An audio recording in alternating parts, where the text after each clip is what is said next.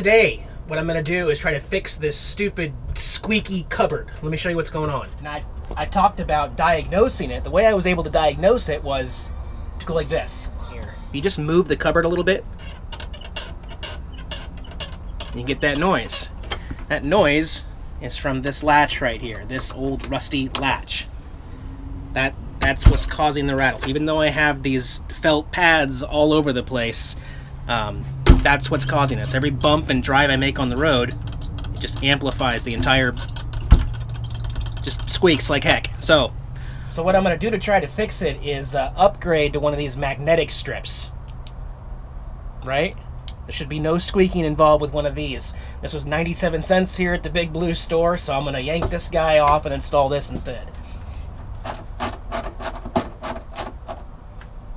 Yeah, that's probably original from when this RV was manufactured.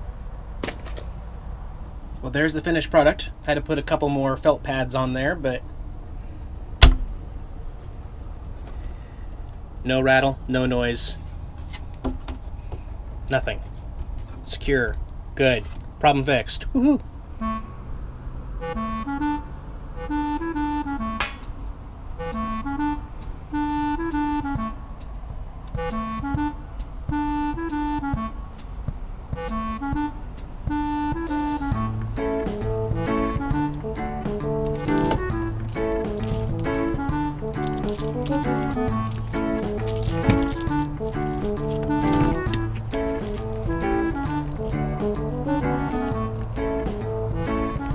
Can I have that? Can I have that back? Can we share? Can I have that? Can we share? It's like, no, I'm not done biting it. I put catnip on that. Yeah, I put catnip on it.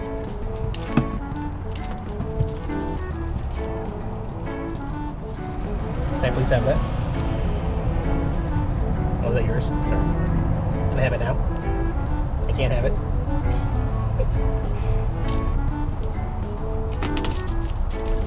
It's a pretty good grab with no claws. Got a good grip on it too. Can I have that? I can't have it back. You don't play fair. You keep it. You're a hog. Whoa! Get it, Chex. Get it, Chex.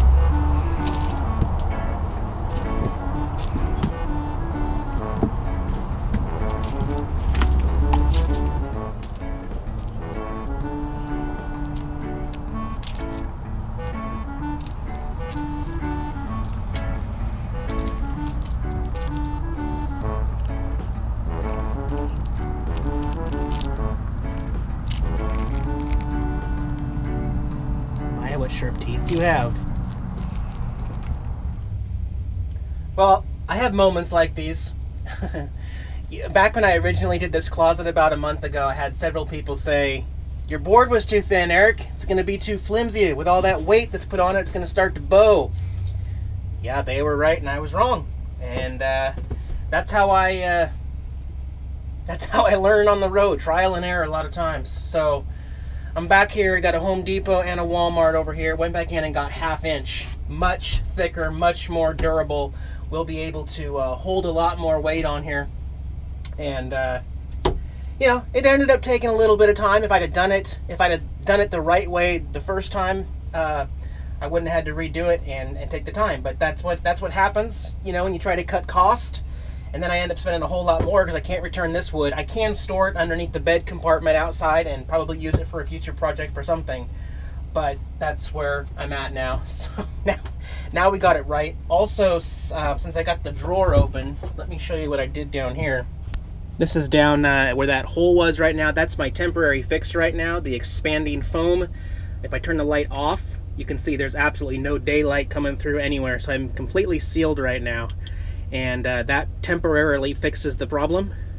Now I did do that quite some time ago, probably 2 or 3 days after I discovered it was when I actually did it, but I never filmed it and showed how I temporarily repaired it. When I get back to the Northwest this summer, I'll have to fix it right. You know, get some more aluminum and tin, whatever, and fix it up the right way so that it's sealed correctly. But right now, there's no air, no rodents. There's no issues with it now. So, yep. Just catching up on folding some laundry. I do have a lot of shirts that I own. I have a lot of clothes for someone who's by themselves in an RV. But the reason why I choose to do that is because I don't want to have to stop at a laundromat every week or every 2 weeks. Seriously, I think I do laundry once a month, and it's usually 3 or 4 loads. So having a larger amount of clothes to cycle through is a great thing. And I know there's tons and tons and tons of people on the road who would argue that with me and say, Eric, no, you have to minimalize. You have to take as least as possible with you all the time, especially with gas and like keeping a full gas tank or keeping a full water tank. I've had that argument with some seasoned RVers who are like, no, I will never fill my water storage tank more than half full because that affects my gas mileage. Seriously, and you can't even argue with those kind of people because they are adamant that they get so much better fuel mileage with half a tank of water. So instead of 40 gallons of water on board, they got 20, and that makes a huge difference. BS. No way. There's no way it makes any amount of difference that you could possibly say, oh, stop filling up the tank. We're only going to fill it halfway for this trip to save gas mileage. No. Maybe it's just the type of people who RV, but when I'm boondocking, I want as much water as possible so I don't have to come back. Same reason why I always top it off every chance I get. Top off that water every chance I get. That way I could possibly extend out my boondocking away from cities where I need supplies as long as possible on the road. That could be a lifesaver, a changer. I mean, think about if you run out of water or if you run out of something that you need, you know, you having to go back to town when you're in a remote area, you've lost the entire purpose of trying to save a fraction of a penny per gallon in gas for the weight issue. That's my thinking. But then again, I don't engage in these arguments to try to say my way is right. I just want to make sure that I get my point across so that people don't misinterpret what I'm saying or why I'm doing something specific. I don't mind explaining it in a way that makes sense. If it makes sense, great. If it doesn't make sense, then still do it your way. That's totally fine.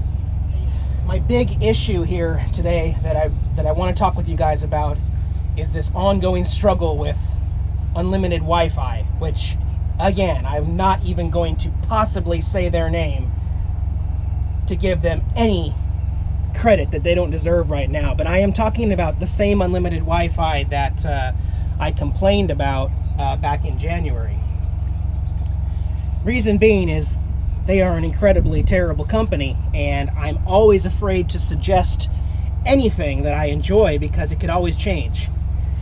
I did make a video sometime a couple weeks afterwards apologizing to my viewers, saying please do not sign up for this service if you haven't already and you were thinking of it because of something I said. They got all these people to sign up right before Christmas for the unlimited, unthrottled, at 5 megabits per second speed, unlimited, $50 a month. Lasted 2 weeks. 2 weeks later, they slowed down everybody's internet to unusable. And this lasted for about 9 to 10 days. Just, we're all paying for it. Nobody can use their internet. We can't even open up Yahoo Mail. Can't do anything with it. On the 10th day, they gave us all an email and said, starting at 10 a.m., blah, blah, blah, we're bringing the speeds back up, but we are capping the unlimited at 15 gigabytes because some users were using too much. So we're still doing the auto withdrawals, taking $50 out of your bank account every single month, but you no longer have unlimited. It's 15 gigabytes for $50 a month. And then after that, you can still have Wi-Fi. It just slows down to speeds under 2 megabits per second or whatever they said. And they actually said in the thing, which should be good enough to send an email. I was pretty frustrated at that moment. I thought that was really bad business practice, and I made a video telling people that I wouldn't stick with them, but I didn't have a choice at the time. I had to stick with them. I'm done with them now. Here we are just a few months after they changed their plan significantly, and I want to make sure I say this right, just so I can go back and say what happened. Now, in sometime around January 20th or whatnot, they changed it to, what was it? 20 gigabytes was $75. So they upped it 5 more gigabytes. It was capped at 15 before you get lower speeds. Now then it was changed to 20 gigabytes for $75 a month. And then that was the part where I was almost like, wow, okay, well, at least now it's all high speed. So all 20 gigabytes, that's almost enough to upload all of my videos on the road for $75. And I thought, well, that's a great deal right there. I got to jump on that, right? Here in March, they have doubled that price. 20 gigabytes now cost $140 a month. Just 3 months ago, it was unlimited for $50. Now 20 measly gigabytes that won't even allow me to do my work on the road for $140 a month. What do I say? I mean, yes, they are still accepting full refunds on the device itself. Up until, I think, if your purchase was after November 1st or something like that. So they're honoring the return policy, but basically what they're doing is just saying, F our customers. Yeah, we're going to lose 90% of our customers, but those 10% that hang on, we're going to gouge the hell out of them and give them a ripoff, because that's how we do business. And that's not how you do business when you advertise something like that. I'm not the only YouTuber out there that's reaching a huge potential market for that company that is telling them, not only have I reported them to the Better Business Bureau, I'm making a video and I'm telling it like it is. These are the facts. This is how they run their company. And I wouldn't dare say it's not fair. They can do whatever they want to. They can lose as many customers as they want to. But the fact is, you can't sustain a business like that. Quit showing cat butt. You can't sustain a business that way and get any respect out of your company. So my update is this. I have been using something similar to what I've used in the past couple years. This is a jetpack through Verizon, and I am testing it out right now. The deal that I was able to acquire was unlimited. Unlimited business priority, which is #1 priority of the network. In other words, at 5 p.m. when the Verizon network gets all complicated and confused and overrun, your business account gets priority on that on the bandwidth. But it's unlimited data, and by unlimited I mean right now I'm sitting at, well, 93 gigabytes, and my cycle ends in 4 days. So there you go. Looks like I use about 90 to 100 gigabytes a month for my business on the road. And it being actually unlimited means that it's truly unlimited. Now, I'm not even going to share the price with you. I'm not even going to share with you how I acquired the grandfathered unlimited Verizon data plan. But if you're tech savvy or understand internet, you will probably be able to find it as well online, the same way I did. But I want to test it out a little bit longer, because I mean, what happens when the device breaks, when this device needs to be replaced? Hopefully I don't click on the wrong thing and accidentally change my plan so that I don't get the unlimited. But the deal was, the CFO of Verizon said that he was going to honor all of the old grandfathered unlimited data plans, and he was never going to get rid of those. Unlike some other companies out there who have just wiped him away and said, forget it. You gotta pay by the gigabyte now. Verizon CFO said he would never cancel that, because that's part of his business. You know, he promised unlimited. They're going to honor that for the rest of, until you die. You're still going to be able to use your unlimited grandfather plan. So that was kind of a selling point to me. Yes, they can raise the prices. People who are like, man, there's got to be easier ways. Go to Starbucks, get a long-range antenna. There's got to be cheaper ways.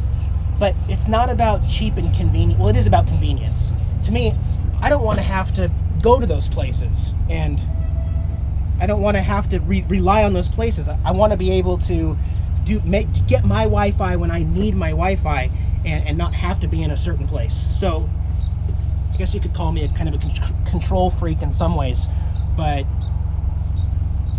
I've not had any problems with the Verizon internet so far. It's been perfect for me in the last 2 weeks, and I want to give it a few more months, and then maybe I'll give out some more information. But I think a lot of people are already hip to these grandfathered plans, and I don't know, if you pop up some internet auction company and do a search, for those things that I said, you know, unlimited, Verizon, grandfathered plan, you're going to be able to get some information.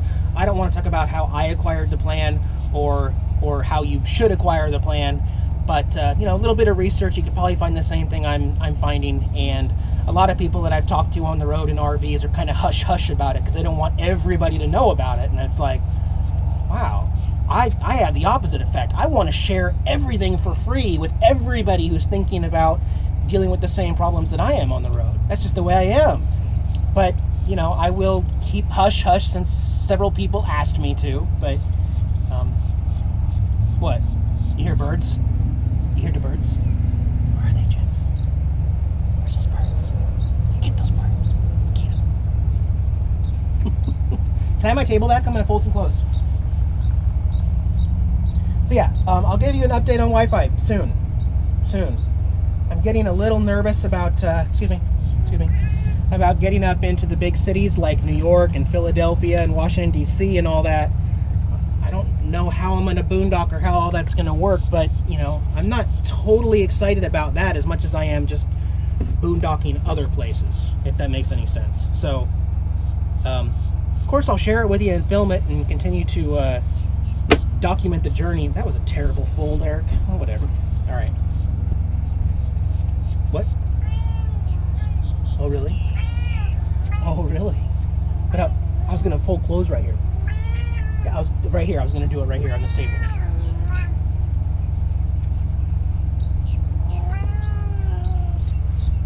Okay, buddy.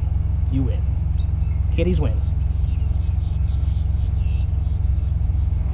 Hey guys, this is Jax, my kitty cat. I'm his servant right here, Eric. Thanks for watching our YouTube channel here on RVing. If you liked the video, give us a thumbs up below. Make sure you subscribe, check out all our other videos, and keep following us on the road. Thanks, guys.